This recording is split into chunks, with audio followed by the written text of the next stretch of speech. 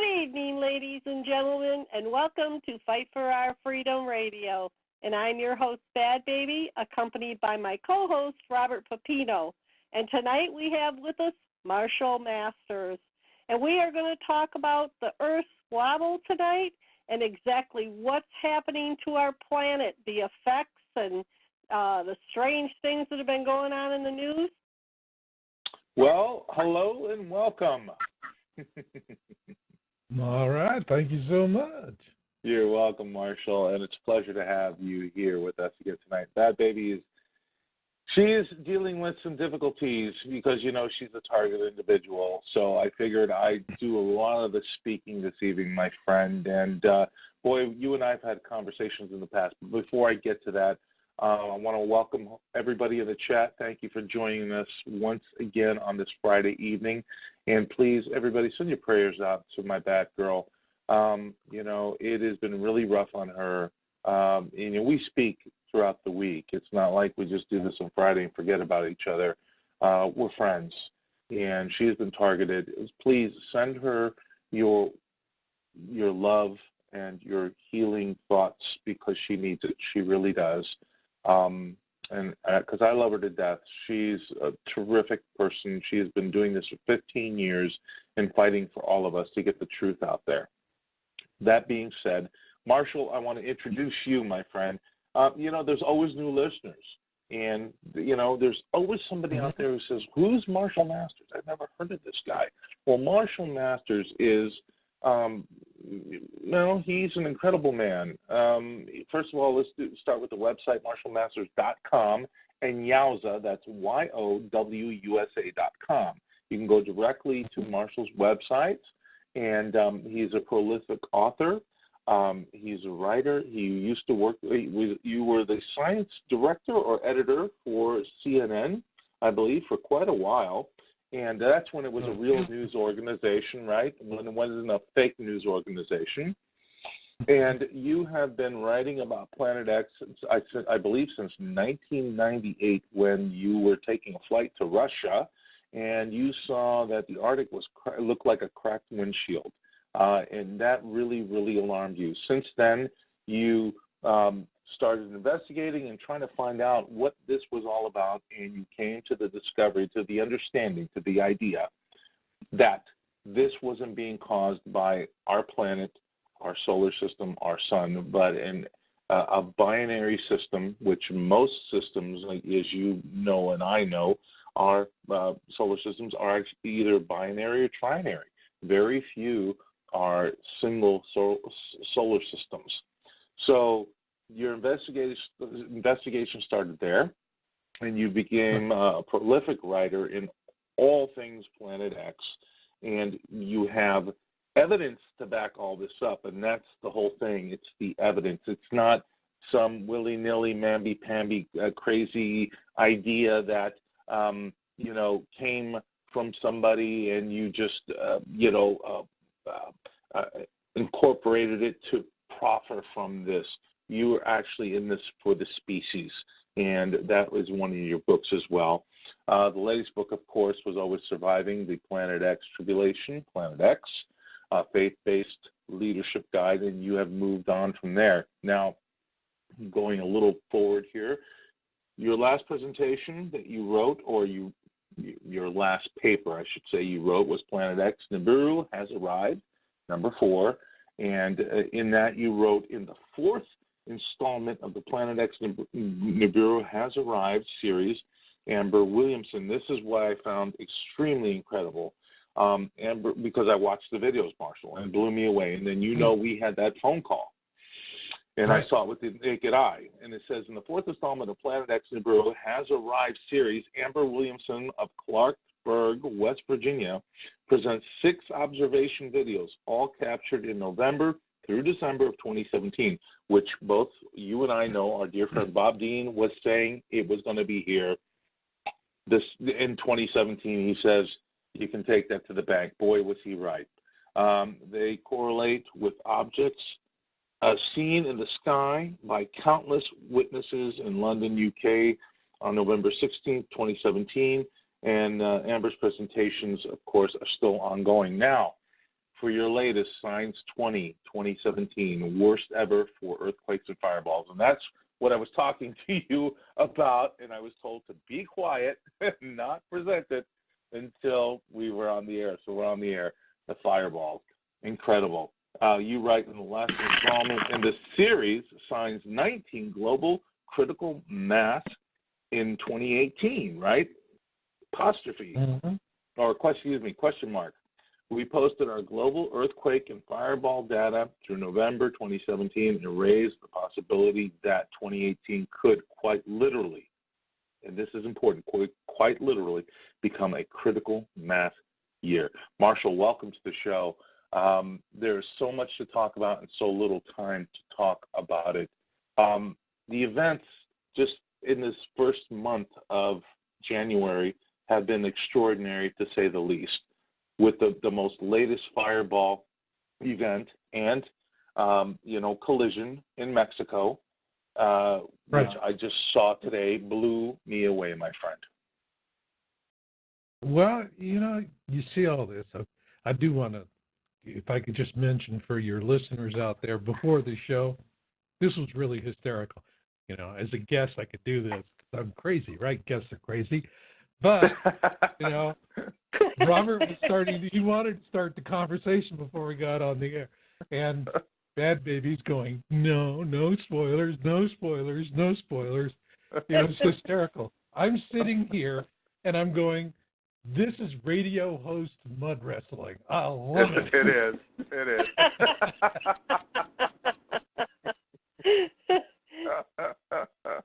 You're right. Well, anytime you want a regular mud wrestle, I can accommodate you. Wow. You okay? Unfortunately, back in my 20s, I did mud wrestle one night at a bar that they had mud wrestling. Whoa. It was quite a sight to see. I would have paid money to see that. I have to admit, I tried it once. It wasn't one of my favorite moments. Well, we are certainly mud wrestling now, aren't we? And not with mud. I hope to God when the pole shift happens, we won't all be mud wrestling. Oh, we God, will. please. God, please don't let that happen. Oh, Marshall, I have a question about the meteor over Michigan, which, by the way, that was about 20 minutes south of my house where that incident happened. And there are some conflicting pictures up there on Facebook. People are saying that it wasn't a meteor, that it was a blast from some type of ray from maybe the satellite. So what are your thoughts on that? Well, I saw that. I mean, there were the people that had the ray. I didn't call it a meteor. It detonated, and there was sound and vibration, so that made it a bolide. Bolides are particularly, there's something to worry about. There was a super bolide back in 2013 over Russia, and if that had something like that released 30 times the same amount of power as the Hiroshima atomic bomb when it detonated. So you have a bolide like that happens over a major metropolitan area, right on top of Chicago or New York. That could have some very, very, very, very difficult implications. And so I'm watching these because 2017, we've been tracking with our Signs article 2 data sets. This is empirical data. All right, this is not woo-woo data. This is stuff that we're getting from science websites, and we're just collating it and organizing it. With regards to meteors, what we track are fireballs. Shooting stars are beautiful, and there's always going to be shooting stars. But fireballs and bolides is what we're really concerned about, because that would tend to indicate something's throwing large rocks at us. You know, the other thing we're concerned about is what's happening with the planet. We see all these earthquakes. They're just right off. Mexico is a 6.5 today, and we're seeing more and more of these large quakes. And the concern that I have with all of this is it speaks to the fact that we're going to have more of these volcanic and seismic events. Now, in our Science 20 article, which I published this year, we capped off our study. We're going to continue it, but we capped off the year for 2017, which for fireballs and earthquakes of all magnitude was the highest year on record ever. And this has been something where we have seen year after year, these two data sets just keep increasing and increasing and increasing. And we've been tracking it actually all the way back to 2009 on fireballs and back into, I think, the late 80s, like about 18 years on earthquakes. And so for both of these relative periods of time, it's really increased. Now, I'm seeing this on one side. I am seeing fireballs. I'm seeing bolides, earthquakes.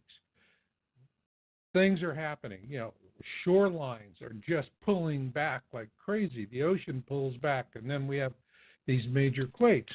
All of this activity is, if you're following it and understand it, it should make you pretty worried, okay? But, you know, like you're sitting there and all of a sudden you have a hard time speaking, you feel a lump in your throat. Nah, that's not good. Now you got to go visit an oncologist maybe. But then there's people that go, nah, it'll pass. It'll pass. It'll pass. So we're seeing these trends. This is real concerning. I have video reports that are coming in from folks, and it's nearly every day. I'm working on one video next week with actually Lana in Tucson because she's getting the object. And I mean, it was just stunning because there were wispy clouds moving across the sky. And you just see these beautiful wispy clouds moving in front of the object. That's exactly what I saw, Marshall, during that thunderstorm when I called you. I said, and I freaked out, if you remember. I said, Marshall, I saw it. And I was like, and you. Right. I'm sorry. No, it's quite all right. I just needed to bring that fact up, that I saw it with the naked eye. No camera, no nothing. I saw it. Wow. When was this? This was about 3.5 weeks ago when I called you, and I was just remember that. Yeah, and you said, you idiot, why didn't you pull your phone out? And I said, because I didn't have it in my hand. Oh, yeah. And then yes. And I remember after that I said, keep your phone from watercolors in the car just in case the camera doesn't work, right? Exactly. And I was so freaked out I had to call you. And I was like, oh my, I just saw what I didn't want to see. And I remember you telling me, I hope I never see it. And I was like, yeah, but if I saw it, that means everybody's going to see it. And that's the reality of it. It blew me away. Yeah. Marshall, when we had the 7.1 earthquake in Peru a few weeks ago, and I was looking at a map that showed the aftershocks that was going up into the United States, and there were severe aftershocks that went all the way across our country from that. Well, absolutely. Parts of the country, I feel sorry for the people in Montecito, California. First they got burned, and now they got mud. Yeah. People are dying. And this is an upper crust, enclave. This is, we're not talking about homeless housing. We're talking about people with some serious deep pockets living there. And all of a sudden, boom, they're caught up in this thing. But what I'm seeing right now that is something that, well, for years I've been expecting what would be happening about this time, and it is happening. And that being the suppression on the topic. And right. the best way to really give you an example of that, last week, it was earlier this week, and I had a woman call me, a retired nun, and she was a very young girl during the Great Depression, so that gives you an idea of her age. She's a total interested person in Planet X, has been since 2000, and what she told me was that she never heard of me before and found me in a most interesting way. She's really disgusted with what she called the garbage. She said, if I go on a search engine and I type Planet X, I'm going to get 55 pages of garbage. Fear porn, ridiculous nonsense, conspiracy websites spun by the government, all kinds of stuff where there's just no credibility. And where she started looking for information was she was going to all these fear porn videos on YouTube. But she doesn't watch the videos. She's not interested in the videos. She reads the comments, and she says, once you get past all the disgusting comments of the trolls, once in a while you come across a real pearl. And I thought that was an interesting research technique, and that's where she found me. She said the first time she knew about me, this was 2 weeks ago, was it was on another channel. She was looking in the comments, and somebody wrote it and said, Marshall Masters is a good source of information on this topic. And with that, she found her way to my site. She read a lot of my stuff, went into my background, and ordered several of my books. And I was really impressed. We had a very long conversation, and it was really informative because her mind was just as sharp as a razor. No question about it. It's a real pleasure when you're talking to folks that understand that. But what she was talking about, and I hear this these days more and more and more, up until early 2017, up through 2016, there was, it was pretty sedate compared to now. You didn't have so much noise. And so it was more easy to just do my work and get it up there. And when I felt I had something worth publishing, it would go up and things moved along. What's happening now is that the Planet X genre is really getting a lot of garbage dumped into it. Yeah. It's really, really noisy with garbage. And I am a lot of people who've been chasing after this stuff, and it's addictive, all right? It's really addictive. And it's sad because I see people like Lonnie in Tucson. Her channel is Just Us Tucson. And she only gets a few hundred hits on her channel. And she is probably putting up some of the best observation videos. Her stuff is really brilliant. We're not talking about glowing clouds. You know, sometimes a glowing cloud is just a glowing cloud. It's not a water spot or a smudge. I agree with you, and that's all the fear porn with all these other channels with the clickbait, trying to make money from YouTube. You know, because YouTube reduced the payment amount on on your channel. So, you used to be able to make $2,000, $3,000, $4,000 a month. Guess what? That's been reduced to $300, $400 a month. So now they're trying to do whatever they can to clickbait everybody into their nonsense. Yeah, and I call it feeding the beast. Yeah. You're publishing because you want the traffic. The minute you stop publishing, your subscriptions slack off, your views slack off, your search engine ratings slack off. So when you're feeding the beast in these fear porn channels, this is really much like,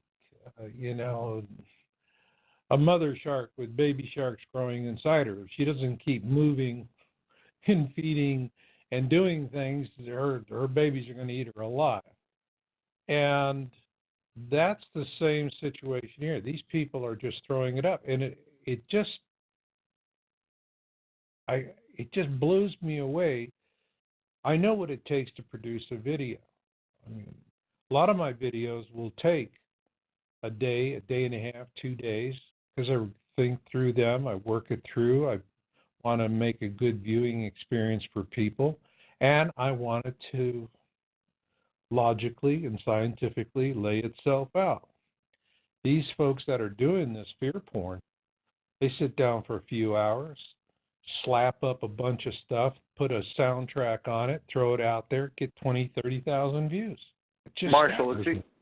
Marshall, it's even worse than that. What they're doing is stealing other people's work, slapping it together, changing the voice or altering or manipulating the voice, and making it their own so they can clickbait it and make money on it. There's no legitimacy to any of that garbage. And as soon as I see it, I'm like, there's no way in hell I'll watch this, because I know all the legitimate sources out there, you being one of the biggest.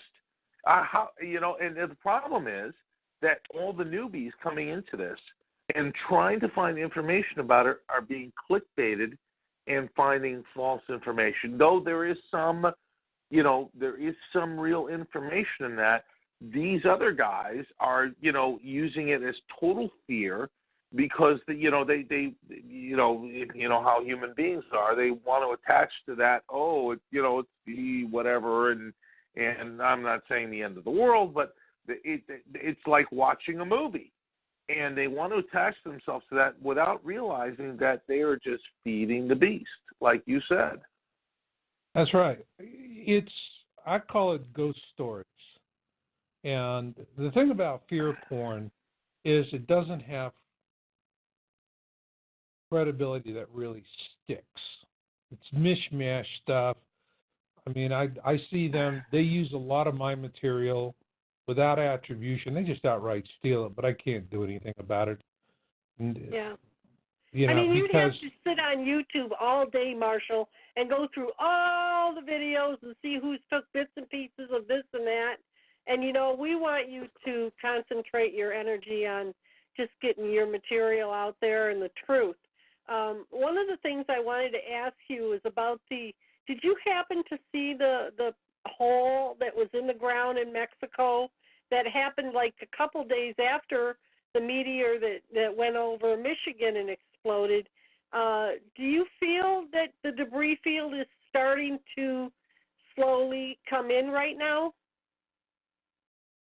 Yes. I mean, one of my earlier Signs article, I raised the prospect that there's a nemesis belt, like an Oort belt. And so it's a large ball of ice and rock that's at the outside of the Planet X system, which is a mini constellation.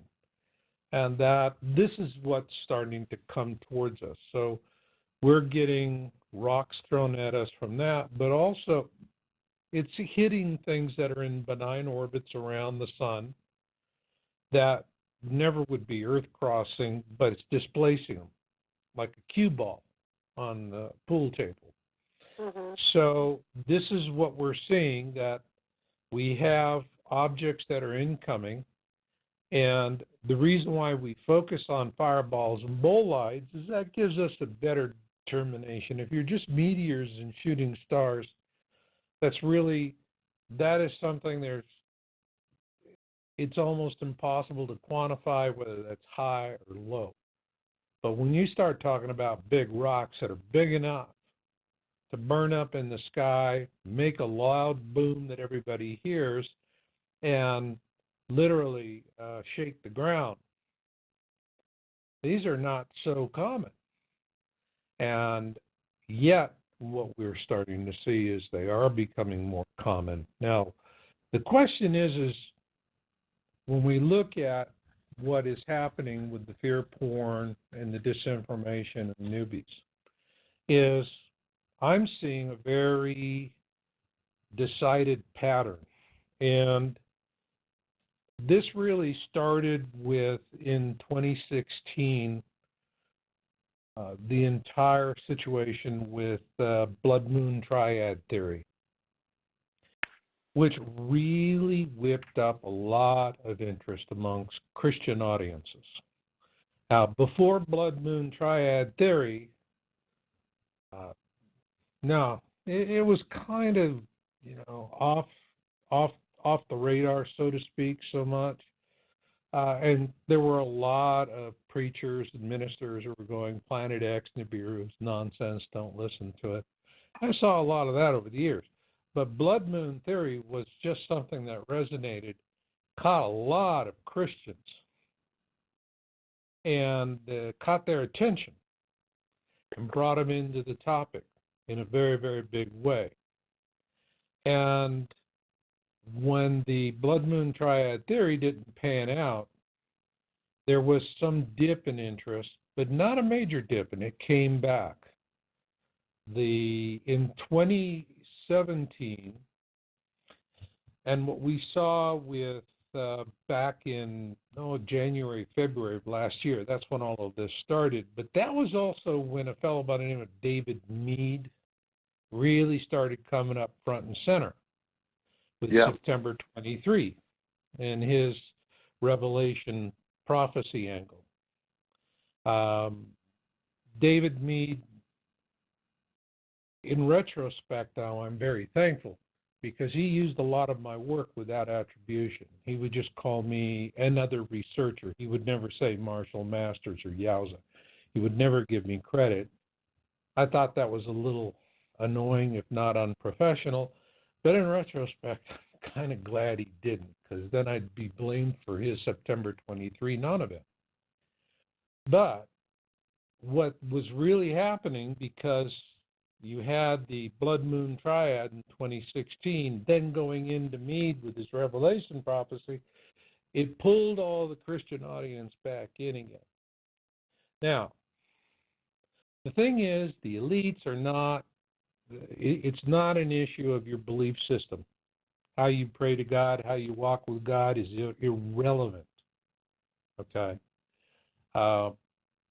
Christians pose a very different threat to the elites. And to illustrate that, if you don't mind, let me just use an anecdote, okay? And there's this little church out on the prairie, 300 people going to pray on Sunday, and out of nowhere an F5 tornado comes up, smashes it to smithereens, and all 300 die. Next thing they know, they wake up, there they are, the pearly gates. St. Peter's looking at them with kind of a worried expression, so the minister walks up. And St. Peter says, listen, we're really backed up here. The plumbers are on strike, and construction's slow, and I just don't have any place to put you guys. And let me work on this. So he goes back to his office, picks up the red phone, and on the other end goes, Mephistopheles here. St. Peter goes, Pete, yeah? Listen, I need your help, okay? I've got 300 Christians here, but 3 days before I have some place to put them, I need somewhere to, they could spend just a few days. Can you put them up for 3 days for me? Mephistopheles says, Pete, no problem. Professional courtesy. Send them on down. So St. Peter goes to the minister and explains the situation. He's not particularly enthused about the arrangement, but understands the need to be flexible, so to speak. So the next thing happens, sends all these Christians down, and Pete goes back to negotiating with the plumbers. Well, the next day in the evening, all of a sudden the red phone rings. Pete picks up. Pete, This is myth. We got a crisis here. You got to take these Christians back right now. St. Peter goes, but myth, we had a deal. You'd hold them for 3 days. He says, yeah. The first day they were complaining about the heat. Then that night they had a fundraiser, and this morning they're putting out bids to air condition the whole damn place. Get them out of here. Got it. I got it. Okay. That's great. Now, so the point here is it's one thing to have awareness. It's another thing to have consensus. And it's another thing to take action. What the elites are seeing with Christians is not a belief system. They're seeing a demographic. They're seeing a group of people who, if they can set aside their differences and get on the same page, they can do some pretty darn impressive things. And that's what they don't want. That's exactly the reason why we have all this fear porn and junk that's been coming in since Blood Moon Triad and Revelation Prophecy for September 23. Now, what they've done is they're taking it to the next step because they are anticipating a massive influx of people, newbies, coming in to see what's happening. All right? Particularly people who have just watched their car disappear into a sinkhole. Or their car being frozen in a watershed event like just happened just the other day, where a massive amount of water comes in and it's so cold that these cars are inundated and then they're frozen solid within that inundation. And I'm seeing this more and more, Marshall. It's unreal.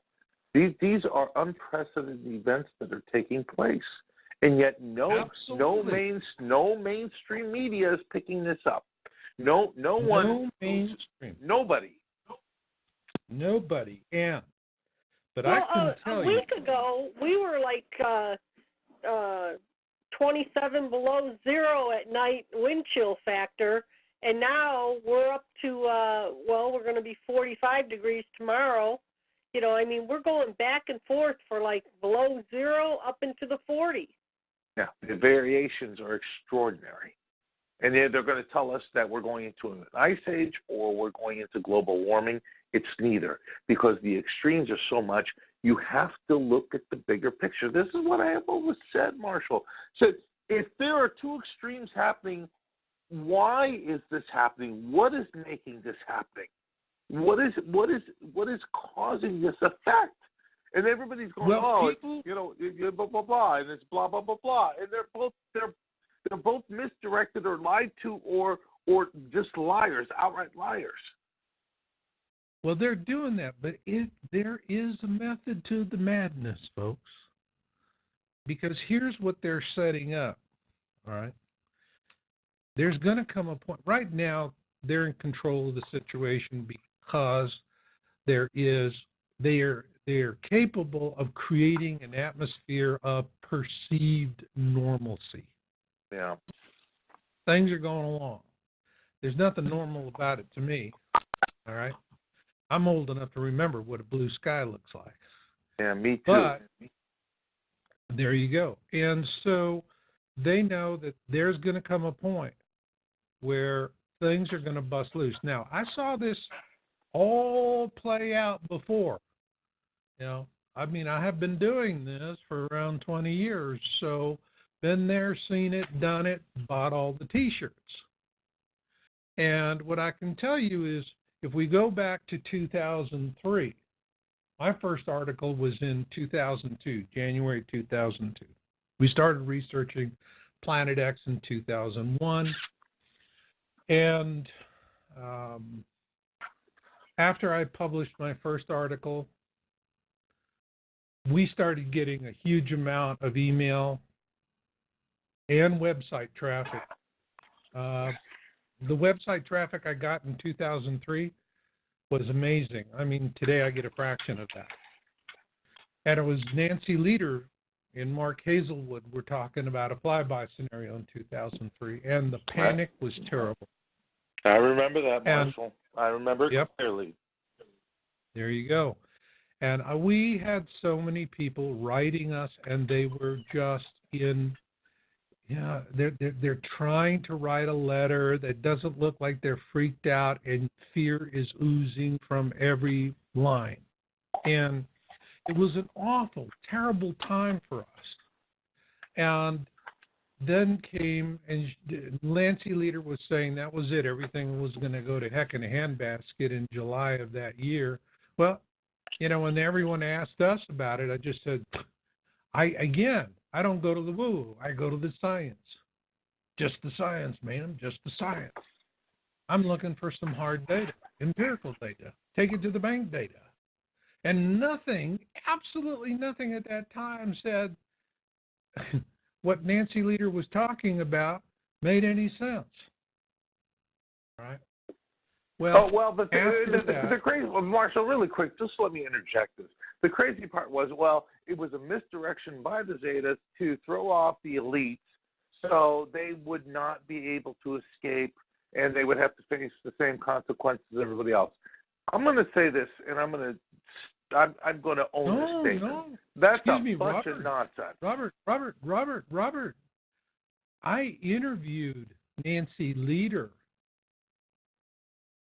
And when I asked her about that, she said that the Zetas had lied to her so that they could trick George Bush into invading Iraq. Exactly. And I got the same statement when I interviewed her, Marshall. And I say that is a bunch of freaking nonsense, okay? Period. End of story. It just was nonsense. And, of course, then, nothing happened in July, and people kind of, they're holding on. Maybe it'll be a month later, nothing happens. And I remember it was I think in late August, we just wanted to test the water, so we wrote an article, is it time to revisit Planet X? Right. And including ourselves at Yowza, 4 people read the article. Safe to say Nancy killed the topic, DOA. And it stayed that way, which I will tell you, for us as researchers, was a pardon, a parole. It's like we no longer had these horrible emails that were trying to help these people work their way through this panic.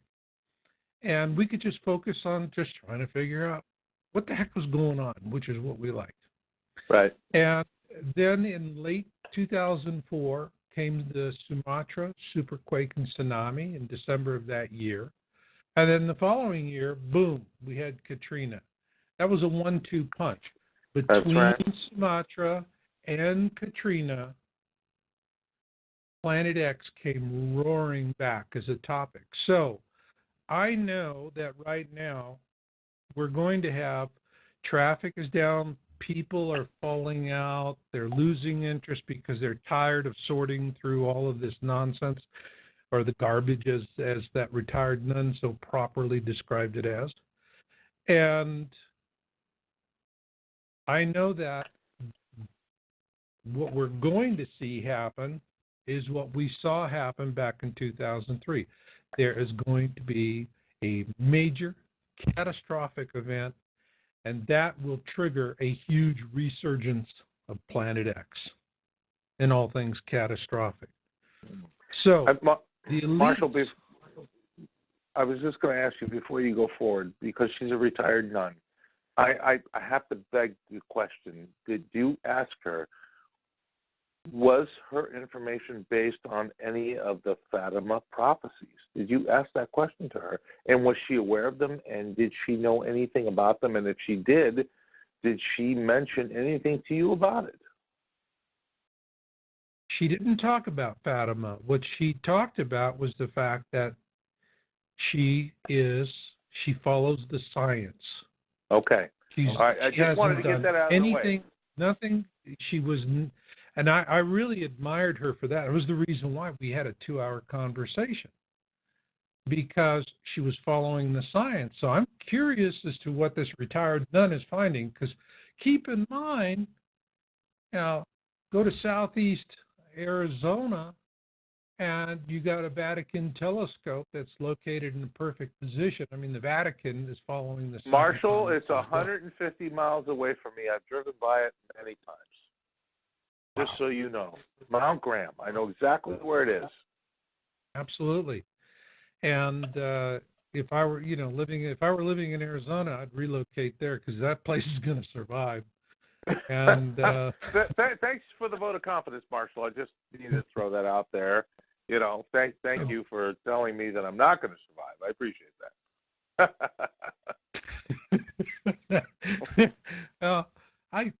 I didn't say that exactly. I know you didn't. Okay. So the Badbaby, we're mud wrestling here. Okay. But what's going to happen is we're going to have a major event. Right now, anybody that's doing any credible research on Planet X and publishing on it is so heavily suppressed, you're not going to find me anymore on a search engine. This is by intention. If I post a video, the minute that video goes over 2,000 or 3,000 views, they immediately put a stop on it. They take it out of the database, and I can go from having 1,000 to 1,500 views a day to 150 to 200 views a day. Just that fast. Somebody throws and Marshall, just so you know, I know this has happened to many people you interviewed with, like Rex Bear and a bunch of other people. This has happened continuously. And the reason they're doing this is to make people think that, well, his information is not really credible. It only has a couple of hundred views or hits, when in reality, that it's had like 50,000 or 100,000 within probably days. Right. But it's the illusion that they're creating to just simply swipe off a couple of zeros from the end of those videos in order to suppress that information. That's all it is. But I'm going to say this, that the people who have been following you for a very long time, like myself, those things that they're trying to do to create that illusion of numbers doesn't work anymore. It really doesn't work because the numbers simply just shoot right back up. Which tells me, Marshall, that it wasn't just 100,000 followers you had or 200,000. It's actually millions worldwide. And the more they try to suppress them, the more they just get bumped right back up. And you can actually see that on Rex's channel and a bunch of other channels, by the way, where those numbers escalate through the roof. Once again, there's only so much they can do with those algorithmic AI stuff. But at one point, you can't suppress it. It's like trying to stick your finger in a dike as the water's bursting through the dam. Absolutely. But what I see them doing, and usually they tend to be heavy-handed and clumsy, but there's a bit of elegance to this that I have to admit. And see, when we do have that big Katrina event, I mean, something big happens, and it takes out a lot of people, takes out a huge area. Then people are going to start looking for things. Maybe they've heard of Planet X, they heard of it before, they dabbled, they got in, they got out. Now everybody's wanting to come back and they go deeper. And what they're going to find when they go to the search engines is 55 pages of garbage, which means people are going to say the internet is not a credible source of information on the topic. There's just all of this fear porn these guys are doing for AdSense revenue. Click. Right. All right. And then what does that mean? The people are going to go, well, if we can't find it on the internet, we're going to have to go to CNN, Fox, MSNBC, and so forth. And then that's where they get the big lies. That's where they're going to be told it's only an interesting show. It's not going to hit the Earth, so don't get all panicked and all of that. And people are going to go. That's what I want to hear. But Marshall, at least they're not lying about that. We know it's not going to hit the Earth. So there's truth in lies. They've done that forever. They tell you a certain amount of truth and a certain amount of lies. Mm-hmm. That's right. I mean, propaganda is taking a lie and presenting it as a truth. Disinformation the only way disinformation works is it has to have truth. And it only needs enough truth to convince whoever's watching it or sorting through it to give the source the benefit of the doubt. That's all they're looking for. They're not looking to make a case. They're not looking to convince anybody of anything. All they're looking for is for people, usually based out of their own fear, to give this stuff that they're putting up the benefit of the doubt. Because once you get the benefit of the doubt on something like that, the doubt just is going to go through everything else. And when people are in doubt, they do not come to a consensus. They can be in awareness. Awareness cannot be prevented. But Marshall, enough people in awareness come together, you have consensus. And in consensus, you know what happens with consensus? You hold a fundraiser and air condition the whole damn place. Right. And you just brought up a great point, because that's exactly what they're trying to do to Trump and have been trying to do to Trump since day one, because he knew, and the opposition, the deep state knew, that he was going to bury them. And they buried themselves because of all the falsities that they tried to bring forward. So he let them bury themselves. So this is exactly what is happening in the political world as with the scientific world. This is exactly the same consensus that's taking place now. They're burying themselves in their own lies. Well, Planet X, is now there's multiple planets, and there's an object that's so far away, and we found the 10th planet. No, now it's not the 10th planet. Now it's the 12th planet, and it comes in every 20,000 years. So they jumble, mix up the information so nobody knows what the hell to believe. But the people who understood and still understand that the cyclical process of what is taking place right now hasn't stopped, but for the masses, they've been able to confuse them enough to keep them in place, as like you always said, so they die in place. This is what this has always been their goal. This has been their agenda, and this is the continuation of their lies and their nonsense. I'm curious. Is there any information out there about the people that are on the ocean that see the water disappear? And how long was the water gone, Marshall? It was like a day or so, wasn't it? Yeah. What are and I don't ever see any of these stories on the news, but I see the pictures and I see the articles on Facebook, and I'm just curious, what do these people think when they see the water disappear in their boat laying there? They're seeing something that they've never seen before, so they tend to be mystified. They're concerned. They don't understand the meaning of it, other than they can obviously intuit that this is not a good sign. Whatever it is that they're seeing is something that is not a healthy condition, and there's a concern there. I look at what's happening with the planet, and to me it's awfully sad because our biosphere is collapsing. Species extinction is going on at a prodigious rate. We're in the Holocene extinction event, which is the sixth major extinction, losing 200 to 300 species a day, plant and animal. Not only are we losing all of these species, half of the coral in the world, and this is a conservative estimate, half the coral are dead. And that within 10 years, only 5% of the corals on the planet are still going to exist.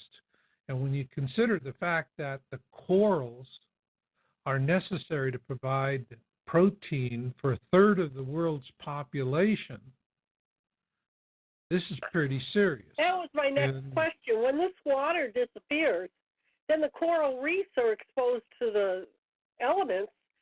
They have to be dying, including fish that are laying on the ground. Well, everything can't just get out of the way, don't you think? Well, but it's I can't say if that's causing it. The principal causality for the corals dying is temperature. Yes. If we are having an ice age, why are the corals dying, and they're literally bleaching out because of water? That was my question to you, Marshall, because the last time we spoke, and this actually happened last year, was all the coral was bleached out in Australia. So right. What would be the causality for that? And yet you don't hear any of this information coming out in the mainstream. None. Because if we're going into an ice age, the coral certainly would not be bleached out. It may be frozen if it's close enough and the waters get cold enough to cause freezing, to cause those corals to die off, but not bleach out. So that is an outright lie. So here we are confronted again with all this. We're always getting lies. I mean, they want, and it's not, who's the one that's really, who are the ones that are really affected by this strategy of deception? It's not people like you, me, Badbaby, your audience out there. It's people who are telling us we're bat guano crazy. Yeah. Okay. And who all of a sudden... I had someone tell me that today. Yeah. They told me because I'm having you on tonight that I like stressing myself out. Yeah. Yeah. Yeah. Yeah. And I don't need to do radio to get stressed out. I just look at the scientific data about what's happening to our biosphere, life on the planet. And our biosphere is imploding. I look at what's happening, for example, with Fukushima. It's a nuclear volcano. This thing, there's no way for them to stop it. It's destroying our planet. It's killing the Pacific. Anybody, if you eat fish out of the Pacific, do so at your own risk. Marshall, I just wanted to throw this out there, that people think Chernobyl ended. It never ended. It's still ongoing. The radio toxicity of that area is still happening to this very day. And people think, oh, it was covered up in tons and tons of concrete. No, you don't understand. Radioactive material is not affected by concrete. Just the material itself is, not the radioactive particles. That whole area is totally toxic. They will not allow anybody to go back in that area. I wonder what's going to happen with Fukushima 20 years from now, if that island even exists anymore, my friend. You know, I am the same way. I mean, they're getting people in Tokyo not to move, and the radiation levels are absolutely staggering. But they're always pushing back the goalposts, and the subtleties are amazing. Here's the subtleties can be very small. Let me give you an example. Lana from Tucson, and I did the video with her, and she's really wanting to work on building a good, credible channel, and she does a real good effort. When she started, she had enough views and enough subscribers that she could monetize. And Google monetized her, and they sent her a official notification that she had qualified for monetization and turned it on for all of her videos. She went and monetized her videos. I mean, not much. She may make a cup of coffee at the end of the month, but they just turned around 2 days ago after they monetized her. They turned around and said she didn't have enough traffic by the new rules, and they unmonetized her. And so and I know exactly why they did that. It was because she's doing excellent work. Right. If she was slapping fear porn, if you're slapping fear porn out there and clickbait, what they're doing with the algorithms is while the algorithms are suppressing people like myself and Lana and others, all right, exactly the opposite. The algorithm is for the clickbait, the fear porn. I don't know if those people are really getting all the views they're getting credited for, but it doesn't matter because what it costs for the elites to do it, make these people think that they're hot and they're on the track, is bupkis. It's peanuts compared to what they spend for their cadres of disinformation officers that they have run around doing the whole same thing. So this is the point of it. Now, where does it come down for those of us in awareness? What are we going to do about it? Are we going to throw our hands up in the air and go, well, the bad guys won this round, we might as well just pack up and go home? Well, you want to do that, then go do that. All right? For me, it's always been, as it is always, all through my writing in this field for 20 years. My tactic has always been wheel and pivot. When they press me down on one side, I wheel and pivot and come around in a new way. Good wrestling and that's tactics. how I deal with it. Pardon? I said good wrestling tactics, my friend. Yeah. And so that's all we can do. But they are going to be immensely successful with this current suppression scheme in terms of keeping demographic groups like Christians from mobilizing and organizing, from keeping people who live along the coastlines to become aware. One of the things I find most fascinating about disinformation is it really targets the people in the most danger-prone areas. And they're the hardest nuts to crack. They're the ones that I find. I'm sitting here in Reno, okay? And by the way, I feel sorry for the local Walmart because they got stuck with 10,000 snow shovels. We haven't had any snow. Excuse me. We're still waiting for winter. May I just add? Give me a break. Huh? May I just add? You use the operative word nuts or nuts. That's what you've got on the coastlines because they refuse to budge from their narrative, my friend.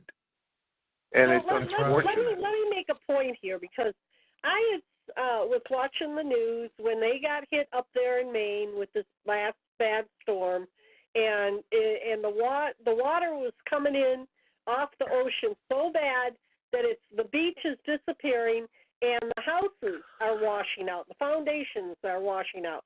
And they had this woman out there, and she was like, "Oh, look at our foundation, and we just bought this house a year ago. This was our dream retirement home." And here's my point. I'm being bashed for having you on tonight, Marshall, to bring the news of what's happening to the people on this planet that's happening. Now, do you think if that lady would have been listening to my show and knew that to buy beachfront property was a bad idea, she would have condemned me for having this show? She didn't know, did she, Marshall? She didn't know, but now she knew. She'd probably find a way to blame you for it because she wouldn't want to take responsibility for her own blindness. Exactly, and this is one of the things I was talking with Badbaby about today is egocentric people. It's all ego-based. It's ignorance based on ego. So you have ignorant people, and then they're piling their ego on top of their ignorance, leaves them so fruitless. They don't understand what is up and what is down, what is right and what is wrong, what is black and what is white. And this has been the elite's plan the whole time, Marshall, to keep them ignorant, keep them docile, and keep them planted, forget implanted, planted exactly where they're going to perish. You've said this over and over and over, and I agree with you. Look at the things that have been happening in South America with the water going out, right, from the coastlines. And then they're coming back for 24, 36, and 48 hours. A person who has, which is not ego-based, who is just simply look at this going, there's something wrong. Maybe I shouldn't be here. Yet you have all these people standing on the shorelines going, oh, that's interesting. Oh, I've never seen that before. Maybe I'll just sit here a little longer, see if it comes back. Not knowing whether it's a tsunami, not knowing anything other than it's an interesting fact, like you have mentioned in the past many, many times. Oh, it's an interesting scenario, but it's not going to affect me. That's all the ego that is based on their ignorance, my friend. And I'll shut up. Go ahead. And that's exactly what the elites want you to do. They want you to shut up.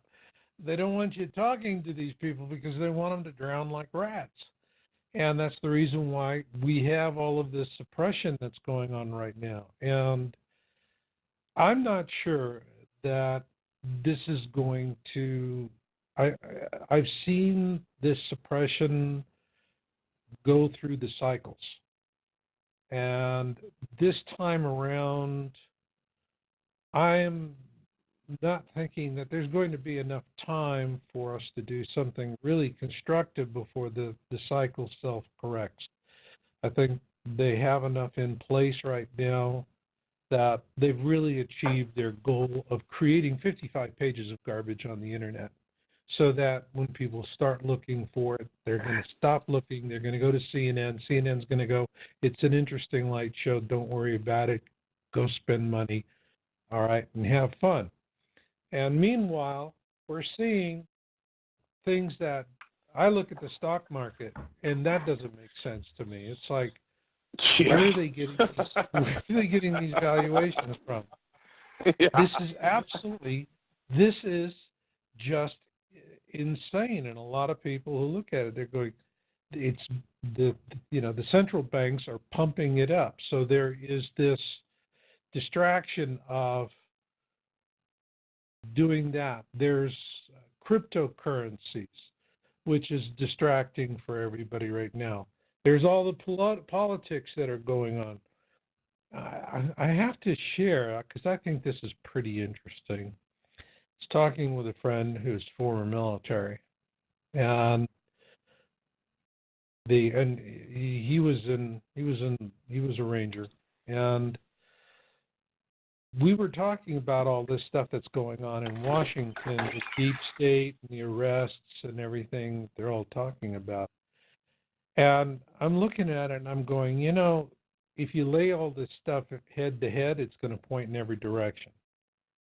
And I can't make sense of it.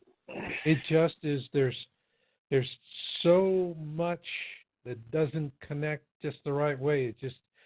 It's slapping out there. And his thought was, what if what we're really seeing going on right now in Washington is not about Democrats and Republicans? And now I could go with that because they're all on the same payroll. But oh yeah, here's the question he asked.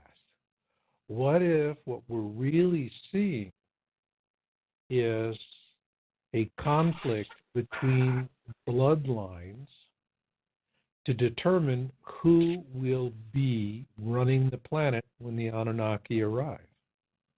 Because whoever's running the planet when they arrive will be running the planet after they leave, provided the Anunnaki get what they want. So, are we seeing something where the Clintons et al. Are representing one bloodline and Trump is involved with another competitive bloodline that could be a more benign bloodline relative to our species? And I thought that was a very interesting question. I don't know if that there's any real way to answer it. That's an interesting thought process for sure. No question about it. So it's one of those things that I've decided, well, I'm just going to kind of follow this, see if a pattern shows up. But I want to add something on to that, because I found it very interesting that at Christmas time they were having all these commercials pushing these DNA kits, find out who you really are, and I thought, oh, they're doing that because they're trying to gather everybody's blood. Don't you think? Could very well be.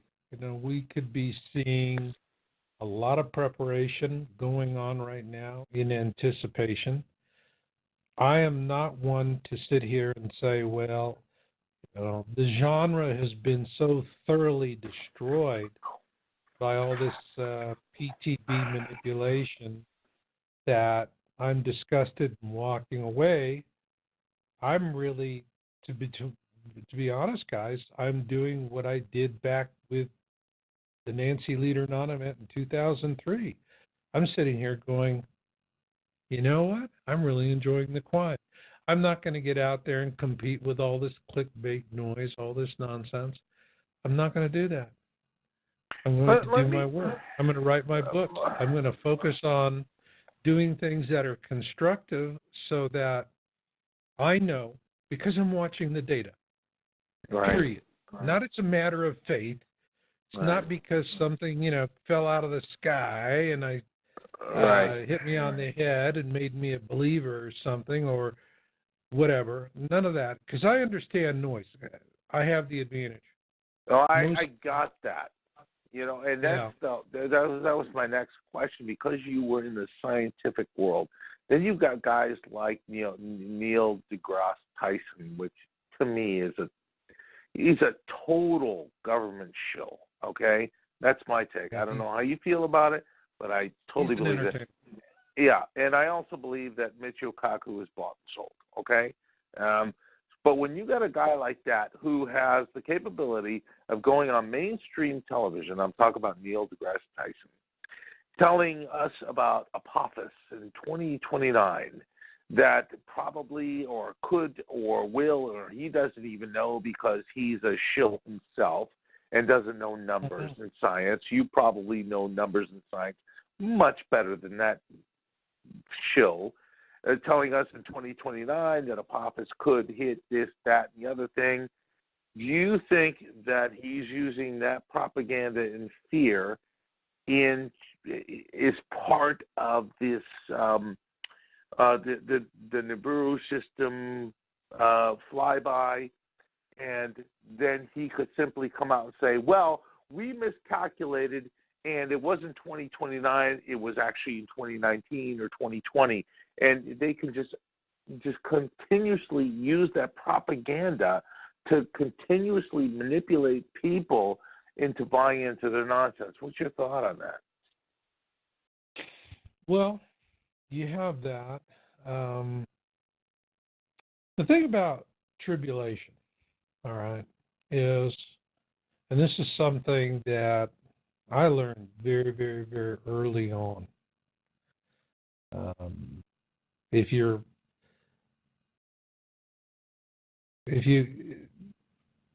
ask most mainstream Christians, mainstream faiths, do you believe in tribulation? Most of your mainstream faiths talk about a tribulation. And what they're all going to say is, absolutely, I believe in it, absolutely, absolutely, absolutely. And then they will add, and I believe it will not happen in my lifetime. So what you have is an avoidance mechanism. You push it down. You push it down. In other words, it's a problem for another generation to deal with. We really don't care what we're doing to subsequent generations. You hear politicians going, we're doing this, it's going to be bad for our children and our grandchildren. Nobody cares about children and grandchildren.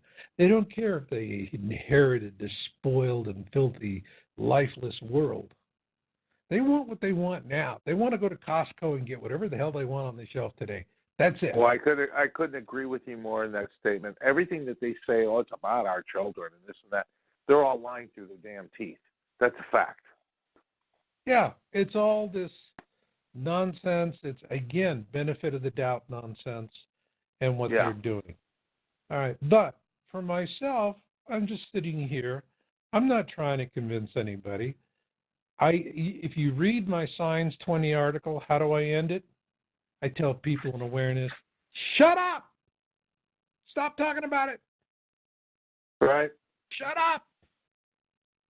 Okay? I mean, that's my Marshall, off message the to top people. of your head, how many active volcanoes do we have going right now? I think somewhere in the high 30s, around 38, 39, which I find really interesting that we have this many active volcanoes right now. I think we have about around 38, something like that, because now, when I first started doing this, all that ash going into the air, that's got to be affecting the planet too. Also, as far as the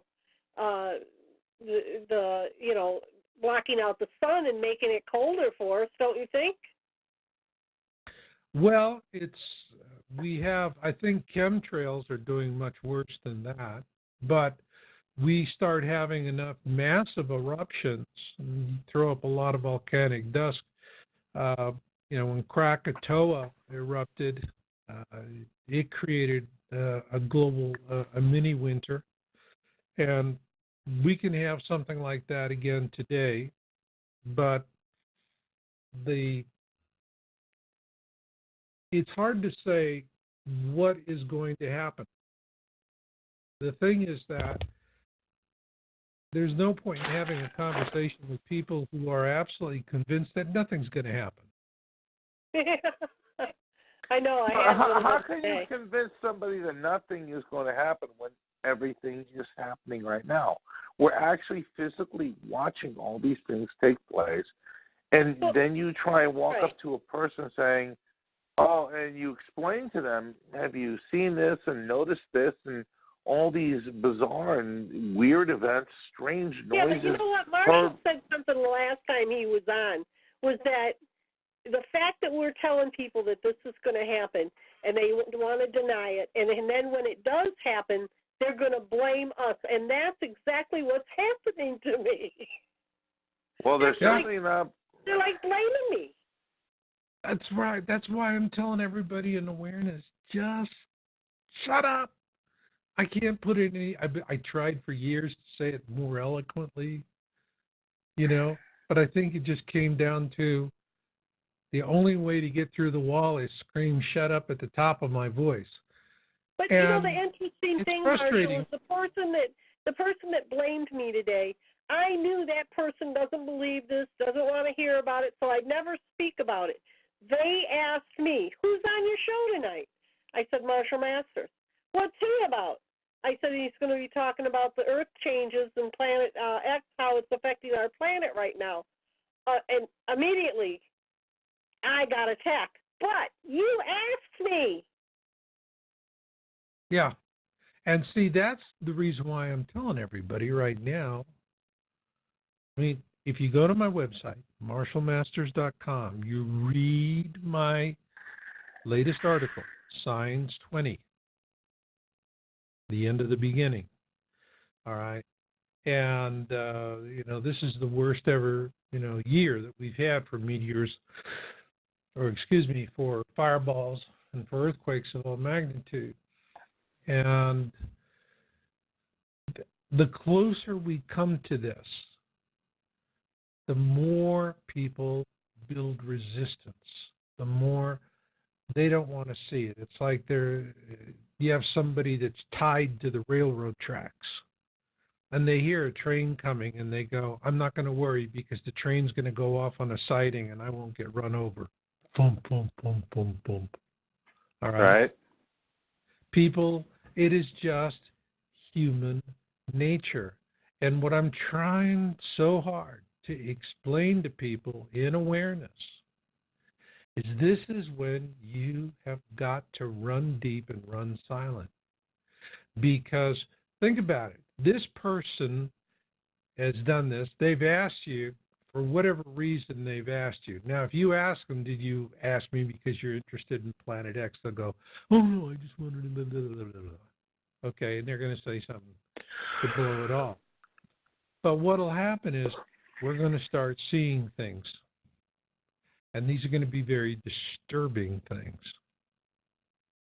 And for people in awareness, if they're going, and this is when they're going to go to their friends and family and go, look, everything I've been telling you over the years, and you have been laughing hysterically at me.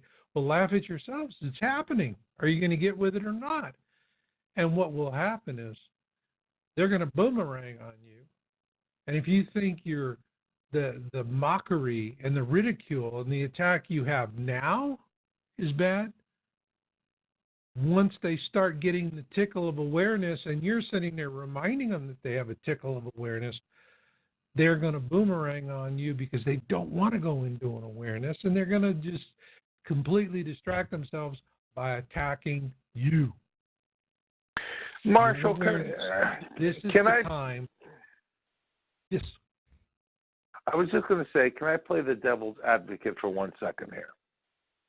Because, you know, I've been a big proponent of all this, and I've been following this deeply.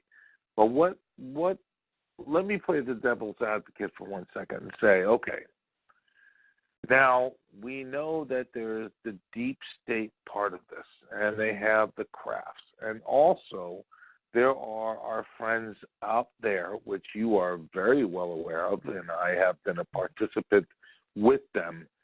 And they're mitigating all the circumstances of Planet X, the binary system, and they're going to make it as pleasable for us as possible to say the human race needs to go on, and the effects of these things aren't going to be as bad as we all thought they were. Because I'm a proponent with you of what everything we have been seeing and facing, and all the events that we've been watching, if they intervene at one point, what do you say to the people who have said, "Oh, see, you're all wrong. You're a fear monger. This, that, and the other thing," when you know that with all your information, all your study, and of course, as above, so below, as I just mentioned. We all know that what took place maybe was an intervention of very kind and friendly friends who have been watching us and help us along.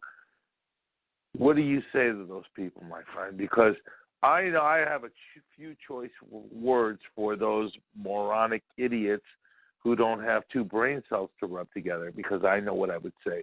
How would you react?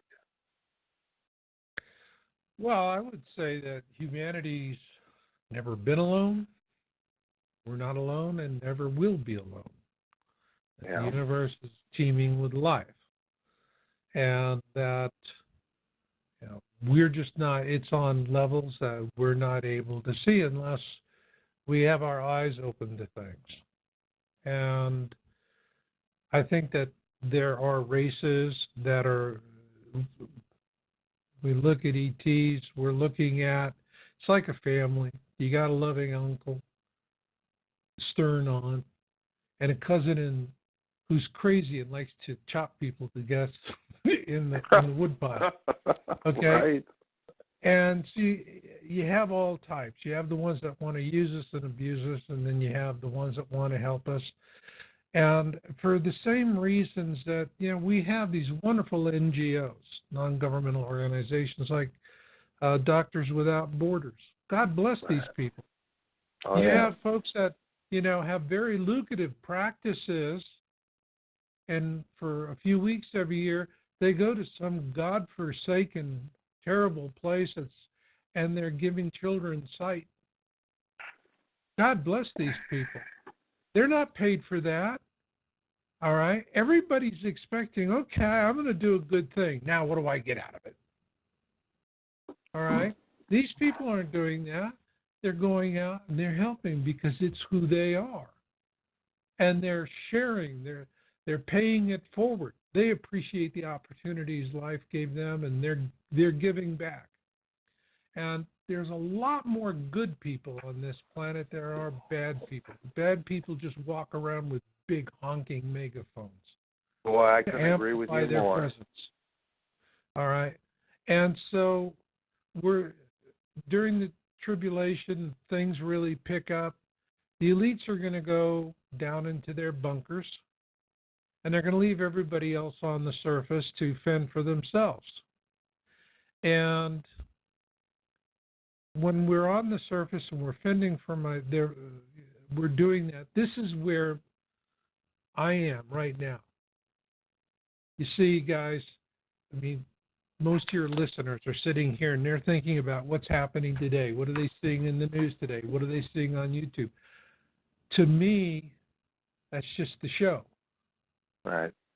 In my mind, I'm living 2 to 3 years from now. I'm thinking 2 to 3 years from now. I'm looking downstream because I do this every day, and I can project into the future and say, what can I do to help the people who are going to survive? The ones that are not going to survive, I feel sorry for them. I think they're being misled to their deaths, first by the elites and second by their own willingness to be ignorant of the truth. But in the final analysis, they're going to die. And I'm interested in the ones that are going to survive. And they could be the 1 in 10 or less. And I don't know if I'm going to be one of the ones to survive. If I fall along the way, it sure will not be because I gave up trying. But what I can do is I'm a publisher. I'm an author. I can use my expertise and my experience to work on things, and I'm trying to get the information to pay it forward. I'm thinking about it like the doctors who go down and give sight to sightless children. My book right now I'm working on is Radio Free Earth. And this is about how to use two-way radios for community communications. And because I'm looking out there, and what I have been seeing for a long time is that people who are into preparedness, two-way radios is a real fuzzy thing for them. And so they tend to buy what's cheap, and they put it in a box and figure it's the checklist. I got that. All right. Now, I'm a ham operator. I'm general license. I'm a member of ARES. And as such, I'm a volunteer. All right. My personal belief is in the tribulation, you're going to be one of three things. You're going to be a part of the solution, a part of the problem, or a victim. I have chosen to be a part of the solution. So I have a with question. ARES, I do emergency What were the ham operators saying?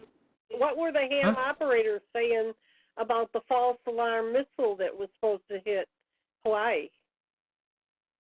It depends on where they come from and their own point of view. But I will tell you this, that ham operators who are working in ARES, Amateur Radio Emergency, and people that are in CERT, Community Emergency Response Teams, I'm in CERT as well. I do both things. These folks are volunteering their time, and they're wonderful folks, and they understand the possibility of disaster. That's what these two organizations are organized to do. ARES. Let me ask, Marshall, are those the independent organizations or are they government-backed? With CERT, that's run through a local sheriff's office. So I'm with the Washoe County Sheriff's Office in the Community Corps. And FEMA is the supervising agency for the national program. And then in ARES, Homeland Security is in an alliance with Amateur Radio Relay League, which is the large Association for Ham Operators, and that is a non-governmental organization. So then you have racists. They work with the military. Now, the ham radio operators are not into politics or any of the nonsense. And a lot of them are pretty conservative people. They see things they don't like. And I can tell you that one of the things I write about in my book, Radio Free Earth, this is going to be a tome. I don't know why it is I can never write anything under 100 pages. And these folks are really groping what an emergency looks like, and they're preparing for it. So if I'm talking to them about this, they're very open-minded. I don't get shut down because I can talk to these people. Pardon? I said that's good to hear because they're going to be the backbone of this country when there's no communication. Absolutely, and there is a very robust emergency communication system, and my particular niche in it here locally is, as I said, I work emergency communication centers within hospitals. Every hospital is going to have an e-com center, and this is very robust. There's a lot of people. These are mostly retired folks who volunteer their time, and they understand that if you get called up to go to a hospital for something and you've got to activate an e-com station, it is really, really serious. That smartphones are, the cell systems are going down, other communications are going down, problems with the power grid and so forth. So we know that if there's a call up, it's not going to be something minor. It is going to be a major event. And so I really am proud to be involved with these people when things do go in Reno. Then I know what I'm going to be doing. And I've decided I'm going to be a part of the solution. See, that's the thing that everybody in awareness has to decide. Are you a part of the solution? Are you a part of the problem? Or are you a victim? And you choose whatever you're going to do, and you pray for the best outcome. But you got to make a choice. And victimhood is a default choice. If you can't choose A and B, you go to C. I'm going to be a victim. And it goes that way. But there are people who will look at this with an open mind. And they may not initially agree with it, but they are willing to entertain the information. And I find that to be really excellent. The other thing, too, is we're looking at what's happening with our federal government in particular. And if you look at local law enforcement, they're not really excited about because they're the boots on the ground for federal policies that they personally may not agree with or appreciate, or it's something that's coming down from people who have a leadership role that shouldn't have gotten that leadership role, but because they're political appointees. So they're not particularly delighted with it. During the tribulation, what we will see is a return to what I call city-state politics.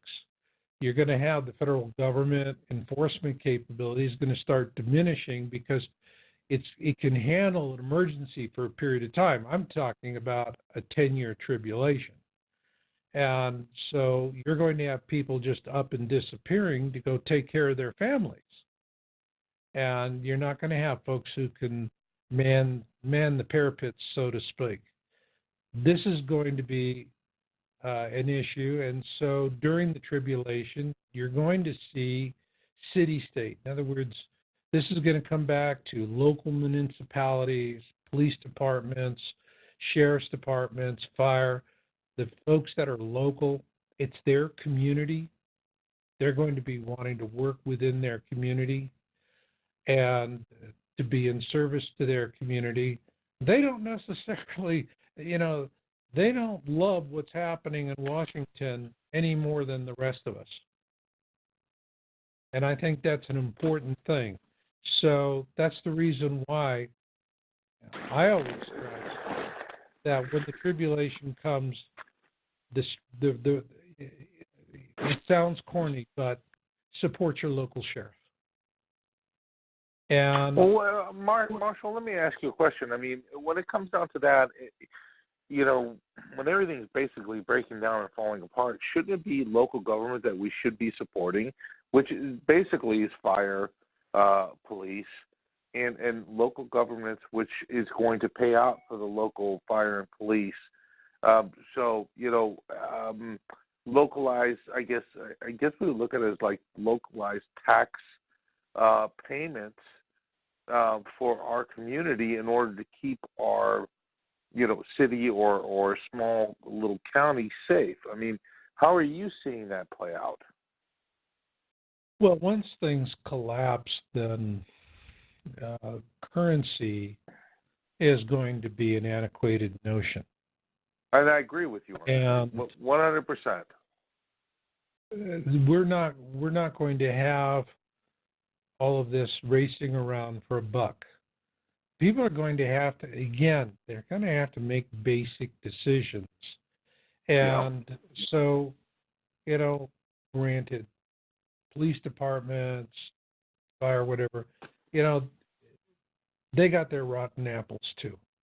You got to work on, you got to work on the basis that most of them are there for the right reasons.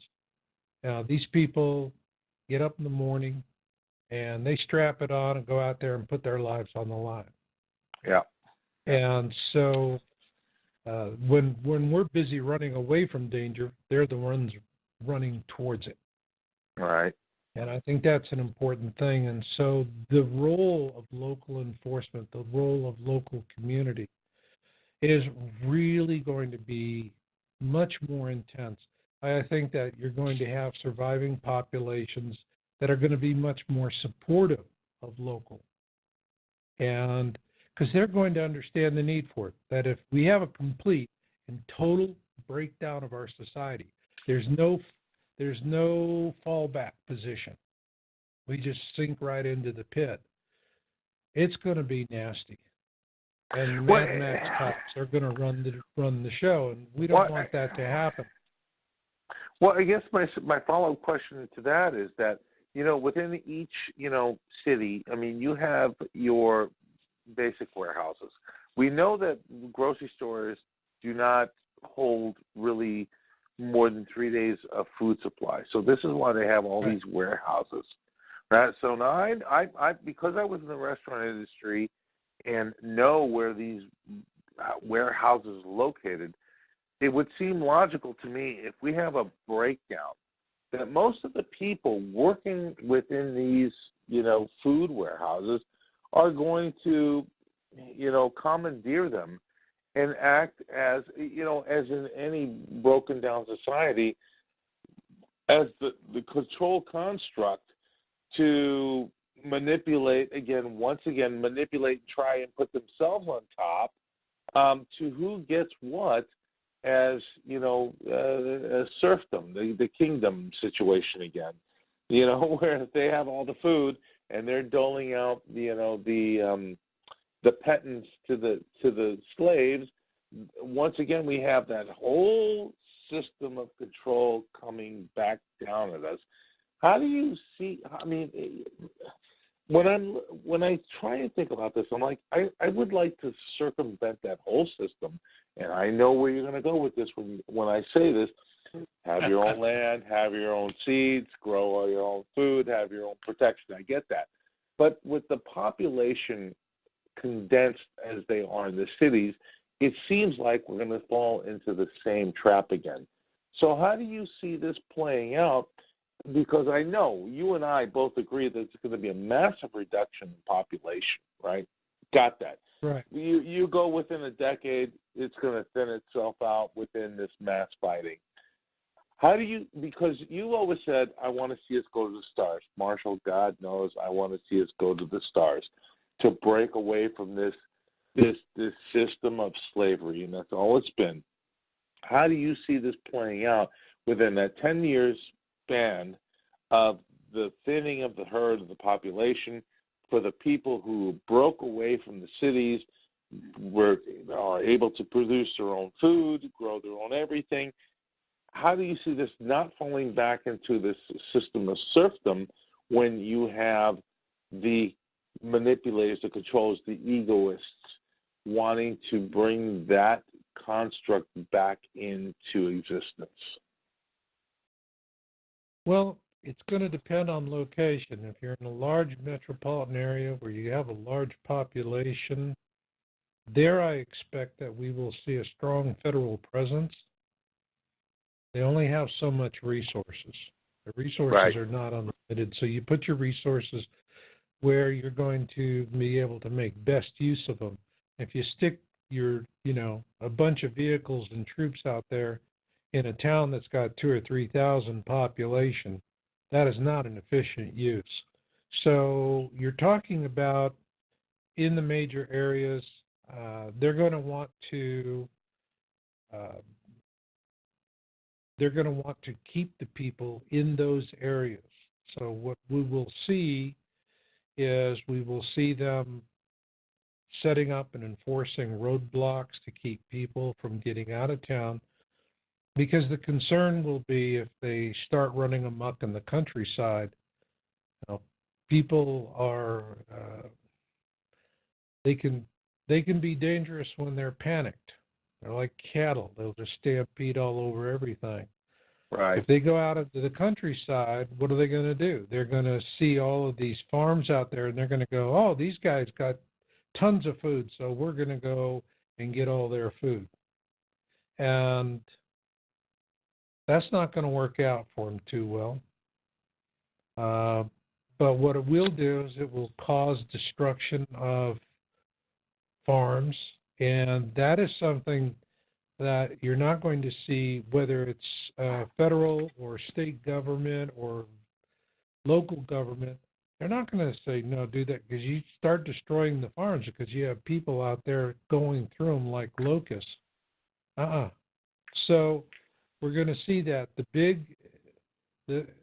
Unfortunately, the people who are really going to understand the horror of what's going to happen are going to be the people that are, well, frankly, like this person that you were talking to, Badbaby, that, why are you talking to this guy? And then all of a sudden, trust me, when things really are starting to go ape, this person is going to pick up the phone, call you and say, look, I'm your best friend from forever, and I know you got to be prepared and all that stuff. But bring me into your prepper plans. Help me with all of this stuff. We're all human beings. We all got to. In other words, right now, you're back guano crazy. But when all of a sudden, back guano crazy is the norm, that's when they're going to be calling you and begging and pleading for help. It's going to be a total reverse. So you're going to have to deal with that. And the bottom line is, when that does happen, you're not a government. You're not responsible to save anybody. You're an individual. And your responsibility is to do what you feel is in your best interest and those that are in your immediate circle, family and friends. In other words, you're not obligated. You're not obligated to help somebody because after years of them mocking and ridiculing you, all of a sudden now they've like, whoa, boy, talk about a U-turn, all right? And now they're pestering you for aid and support. No. But you also have to remember that the only real way to survive this is not, we're going to go through 2 weeks of hell, make sure you have enough flashlight batteries and a water filter, and then Costco reopens and hoorah, life is groovy. All right? It's not going to go that way. It's going to go down, and it's going to look like a Hollywood movie. It's not going to be pleasant. No, but Hollywood movies, Marshall, only last about 2 hours. You're talking decades in what you have said many times, decades. Right. So, right. And you've always talked about building a community because that's the only way that humanity is going to survive. So it really is about community building, faith-based community building, which in essence you've said, and I have to kind of tend to agree with you, people who have faith tend to survive a lot better than people who have none. Exactly. And, it's hard for us to think about it and to put it into mind. But one of the things it's a recurring theme, we see it in science fiction in particular, but our species, when things are at their worst, we're at our best. All right? And it's really hard for people who are so busy denying everything to stop and think about that. What they're thinking about is how people are going to take advantage of the circumstance, how they're going to line their own pocket. Listen, when we no longer have a financial system, which is coming to an end very shortly, as I'm watching this all unfold right now. And we're talking probably by the end of this year or 2019. I don't know for sure, but as I'm watching this thing fall apart, the dollar is sitting at 90 cents. And if you recall, Marshall, I just want to recap for everybody listening. The dollar was at 72 cents going back about 5-6 years ago. Once it breaches that marker of 72 cents to like 71, 70, the dollar's finished. It's over. And it's tumbling like a house of cards right now. I'm sorry I didn't mean to interrupt you, but I just needed to put that little bit of information out there. Well, it's a fiat currency. Of course. And at some point, it's like musical chairs. Yeah. When music stops, if you're still left standing, tough darts, farmer. And we're going to have this. This is going to be a problem for us. We're going to have all of that, but I still hold on to a firm belief in my heart and in my mind that when things really start getting bad, that we're going to pull together. We're going to do amazing things. You look at World War II, and think about the boys that were flying in the B-17s out of England. They knew they had a 1 in 5 chance of going home alive. And otherwise, they lived in the air and they died in fire. And yet, those boys got into those planes and they did what needed to be done. All right. And so we had a generation that was an amazing generation. And these folks, these men and women of that generation, made immense personal sacrifices. And I think that when we start into this, yes, we're going to have all of the nonsense that's going to be going, but it's going to grind to a halt pretty fast because there's a lot of people that are going to wake up and go, we don't pull together, we're going to pull apart. And if we pull apart, we're going to die badly. Oh, yeah. And there are going to be enough people who understand that. The ones that are going to die badly are the ones that are going to be in areas where they should have relocated out of a long time ago, and they're not going to make it. There was a book by Forsyth called 1 Second After. Came out, I think, about 10 years ago. It was so well written that everybody in Washington, D.C., the whole leadership, they were all reading it. Newt Gingrich wrote a foreword for it. And in there, the scenario is North Korea and Iran get together with 2 medium ballistic missiles that are armed with EMP warheads. And they launch one from the East Coast, they launch one from the West Coast. These are high-altitude weapons. They're way, way up. What you want to do is send that electromagnetic pulse in there. And what they do is literally destroy the country, just zip that fast. Yes, in the book it talks about retaliation, but for the United States, all the computers, everything goes. Then you have the die-offs, beginning with diabetics, and people are dependent on pharma, and it just gets worse and worse.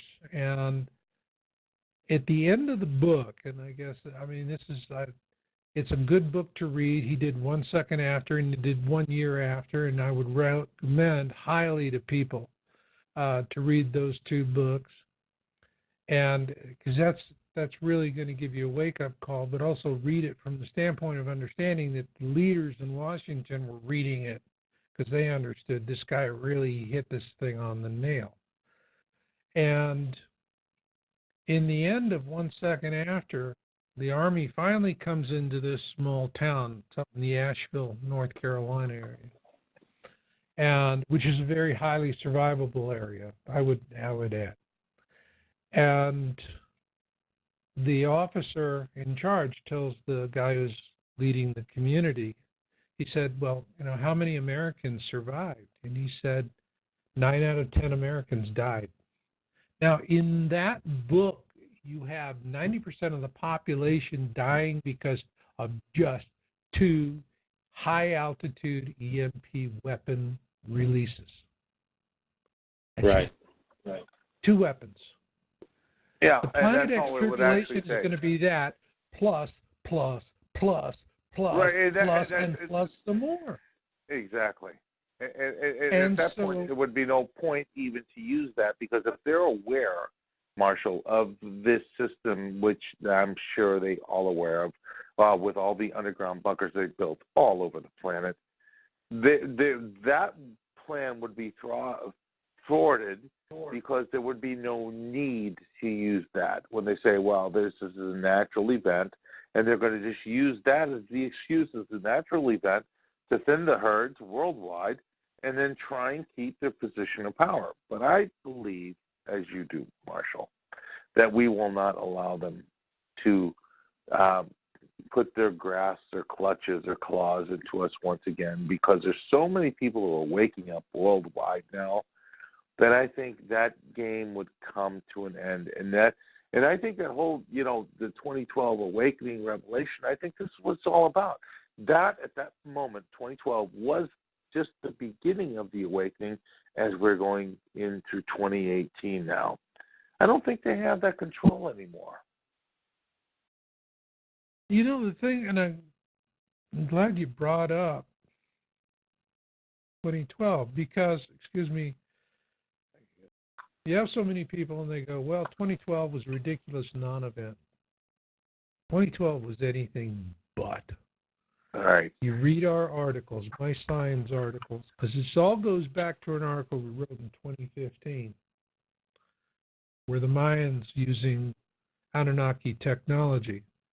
And what we found was, we took our 2 data sets, fireballs and earthquakes of all magnitude, and going up to December 21, 2012, there was this slow Darwinian increase, if you want to call it that. And then, boom, January 2013 takes off like a scalded rabbit. Right. And the levels quadruple. Okay? Boom. And they keep pushing, and they don't. The Mayans' calendar was a warning. It was a harbinger. Yes. It wasn't when the event was. There's no point in giving a prophecy that on a certain day you're going to die, because who needs a prophecy that tells you on the day you're going to die? You need to study the prophecy. Think about it. But logic being what it is, that's what people will say. what the Mayans were doing was they wanted to send a message to future generations. When you see this celestial alignment in the sky, you're in deep kimchi. Dying time is near. Yep. And that's what they really wanted to get across to people, to get to other generations. And that's what they did here. And I see this, and yet it is this persistent thing. And who fabricated that? Well, that was all that was Hollywood. Hollywood, I mean, it was like, whoa, you need to make $1 million this year? Throw your bucket into the fear porn well and just pull it up. There's tons of cash. Yeah. All right. And if you recall, they put out the movie early 2012 and 2009, as they did as well with Unknowing. They put both of those movies out in 2009 because it was supposed to be 2012, right? But they put it out in 2009 as an early release. Maybe I don't know. There's good guys and bad guys, Marshall, and maybe some of the good guys are saying, no, we need to release it early because, for whatever reason they were saying, but just to give a heads up to people. I don't know if they were doing that. What I can tell you was that the movie 2012, we were in 2009. We had published my book, Planet X Forecast. Right. And it was licensed in several countries in different languages, and most interesting was Japan. And the second largest publisher in Japan acquired a license from me, and they made me a deal I couldn't refuse. It was really, really good. And, God bless you for that. God bless you for that. Well, it would have been a real payday, except things didn't work out the way they figured. See, this publisher and Sony, I mean, they're real palsy, and Sony was the one producing 2012. Mm-hmm. Now, 2012 originally was supposed to release in a summer as a summer blockbuster, and then all of a sudden they announced that it would release in the fall with the art films. Okay? You spend $1 gazillion making the ultimate action movie, and then you put it out there with hoochie coochie kissy kissy. I mean, come on. Okay? Right. Exactly. What happened, and what I found out, was that, and I learned this from the publisher, because I called him and I got my first earnings statement on my royalties, and I went, what happened? There's nothing here. I got my advance, which was nice, but what the hell happened? We were supposed to make a whole lot of money here, right? Right. I'm talking to this guy, and my contact with the publisher in Tokyo, and he was really honest. I mean, he explained to me exactly what happened, which was when Emmerich first did the film, the causality for the global tribulation portrayed in 2012 was Planet X. Right. And the very, very beginning of the film. Now, they have sponged it. The elites are always good about going back and sponging stuff. But for the longest time, I wish I had bought one of the CDs or DVDs. I would have had it. Because in what Emmerich did, just to flip him the finger, if you notice, if you watch 2012, the beginning of the film, it starts off and it's jerky, herky-jerky. It doesn't seem well thought through.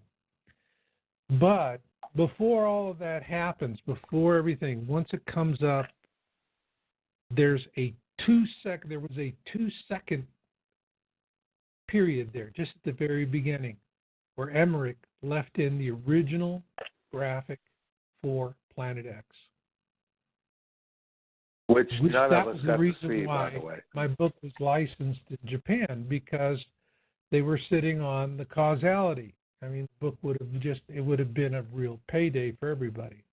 All right. And so what happened was Emmerich was forced to recut the movie, come out with the art films, which meant he lost a ton of money on it. Everybody did. The investors, everybody took a bath on that. And if it had come out when it was supposed to, nobody would have taken a bath. It would have been a very profitable film. So that was the real story. These are the kind of things that go on in the background. It's what I see. It's my world. The people that say that I'm crazy and lunatic, they don't see these things. Even if they saw them, they would still stick with, making accusations. But well, Marshall, I absolutely believe you. I can't believe we've gone through 2 hours that quick. I mean, every time we start talking, it just blows by. We're at the end of the show, my friend. First of all, I need to thank you for every time you come out here and just tell the truth. Tell the reality of why and what things are happening. What's the reasoning behind this? I know, you know, and a whole host of other people know, and I hope you woken some other people up tonight who are new to this information. But I need to thank you and put out your websites and where they can get you. I know they can get your videos on YouTube. I know that. And as your books as well, my friend.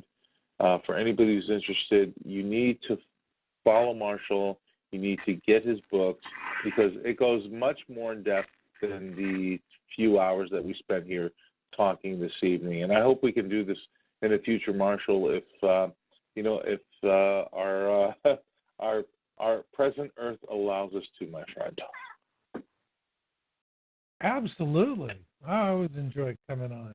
And it's just I really appreciate your awareness, and you and Badbaby are out there, and you're taking the hits, and that's the way it's going to be, but it's not the way it's always going to be. It is going to change, and when it does, it's going to change quickly. And you must be ready to deal with it. And so that's what I'm doing. Don't give up hope. I do not, there could be folks that are, Mad Max world and all that. No, the more I see it. And the big difference for me was when I first started with this, I was a total born hard geek. And that really leads you to a point of kind of hopelessness.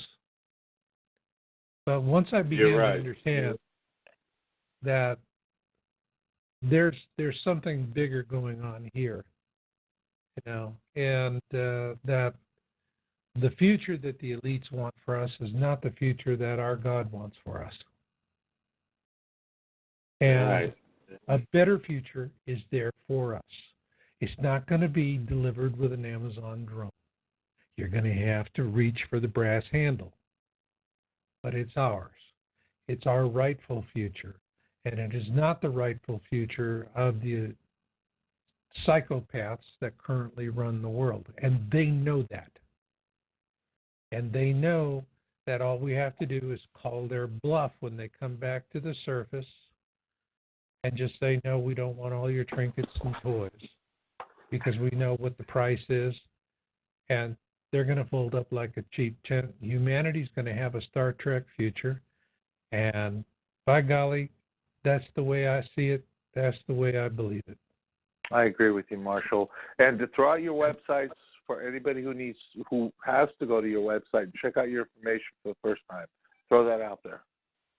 MarshallMasters.com or Yowza, YOWUSA.com. And that is the entry portal. From there, everything links out, videos and everything else. Marshall, bless you. Thank you. You are a true humanitarian to the cause of the survival of the human species, which, as you always say, we are going to go to the stars. And I absolutely agree and believe those words, my friend. Thank you so much. You have yourself a wonderful, wonderful weekend. God bless you, and we'll see you on the next time you're on the show. I always look forward to it, my friend. Same here. Absolutely. Thank you, Marshall. Thank you, Bad Baby. And thank you, Robert.